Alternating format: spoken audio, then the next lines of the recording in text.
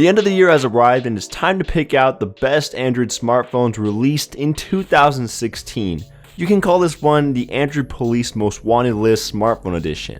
Now we've seen plenty of smartphones this year, many of which provide a minimum of a decent experience, so it was really hard to compress this huge list down to just a small selection as the margin from worst to outstanding is so small. I also decided to exclude devices you can't purchase anymore, for example the OnePlus 3 or the Note 7, because I wanted to make this video for those who are looking to get a new phone and can't decide which one to get.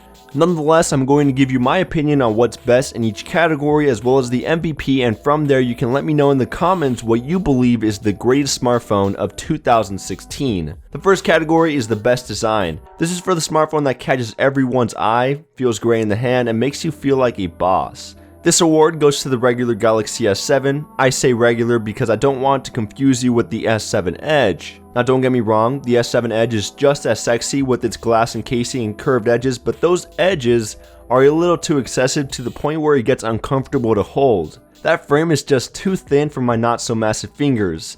The Galaxy S7 on the other hand is just as nice with a glass cover all around, curved edges on the back, an aluminum frame, great tactile button placement, and to top off all that exoticness, a gold finish. It's just such a well-built phone. Next up is the best budget release. A lot of you guys probably saw this coming, but the Galaxy S7 Edge, I'm just kidding. The top budget smartphone is the Moto G4 Plus. When thinking of an inexpensive smartphone, you're looking for a device that's not as great as a $600 to $700 flagship, but is a decent device that will get you through the day and also cuts the price in half. The G4 does just that, and even better at a starting price of $249. If that's not a cheap smartphone, I don't know what is. Plus the phone is not all that bad. It has great performance for the money, in-depth personalization with the Moto Maker, an OS that provides an unadulterated Android experience with some useful Moto features on the side, Android Nougat updates already rolling out to the public, a fast charging method called Turbo Power, a great fingerprint reader, and a solid battery life. Motorola just knows how to make a budget phone that kicks ass. For the top mid-range device below $500, I'm looking at the OnePlus 3T.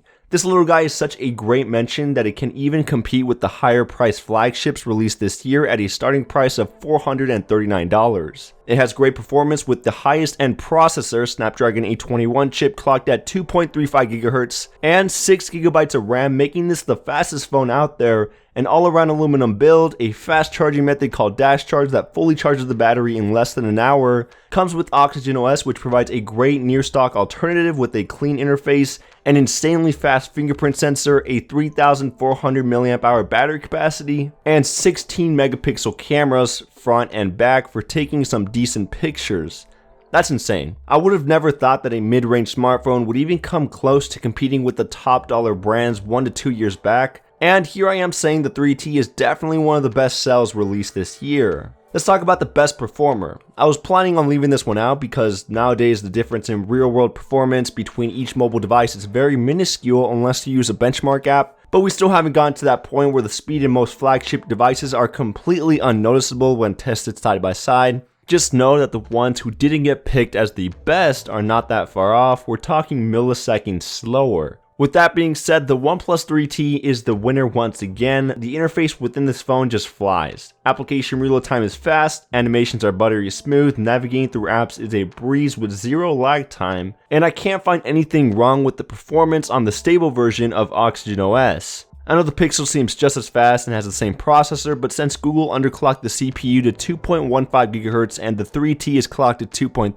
GHz, mostly everything on the OnePlus is milliseconds faster. This is just a truly phenomenal phone. For the most wanted camera, I have to give it to the Google Pixel. This is definitely one of the best shooters released this year. Of course, the runner-up would be the Galaxy S7, as that 12 megapixel camera doesn't disappoint, but the Pixel is just a bit better.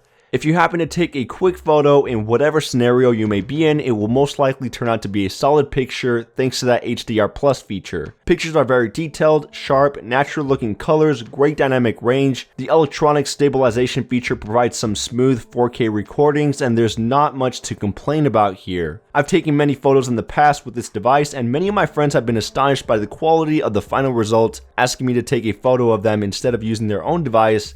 And that right there shows me that this camera is no joke. This is for the heavy power user who needs a phone to last a long time off the charger.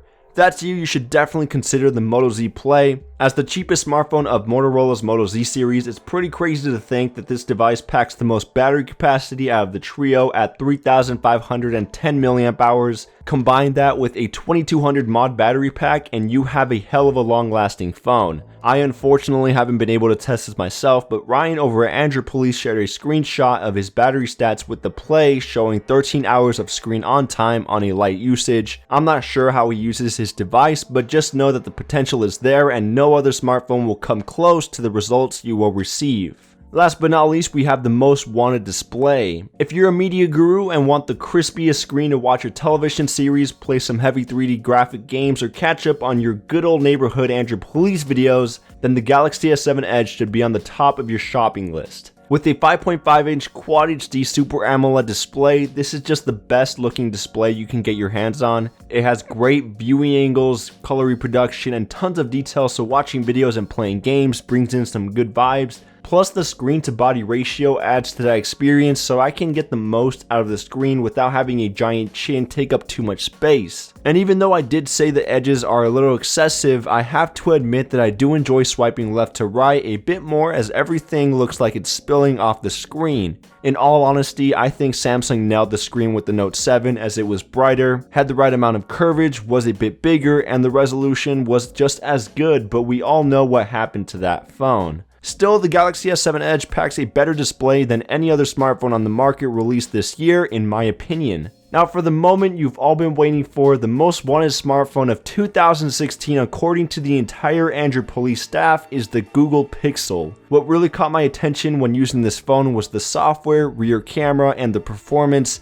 Everything else was solid, but I'd say these three features are what really makes this phone stand out from the crowd. Android Nougat with a few exclusive features on top, packed in with a Snapdragon 821 chip and 4GB of RAM, brought in a very smooth experience, user-friendly and beautiful UI with so many pleasing animations and new useful features such as Google Assistant, gesture controls, and 24/7 support from the Google team right from the settings, are all reasons why I kept on moving back to this phone and using this as my main driver. Plus, when they top it off with a fantastic camera for the cherry on top, I honestly get a little sad when I have to switch devices, as no other smartphone provided the experience I felt when using the Google Pixel. Anyway, that's it for this video. Make sure to drop a like if you enjoyed it. Once again, let me know in the comments what you think is the best smartphone of 2016, and check out AndroidPolice.com to catch up on the latest Android news. Thank you for watching, and I will see you guys in the next one.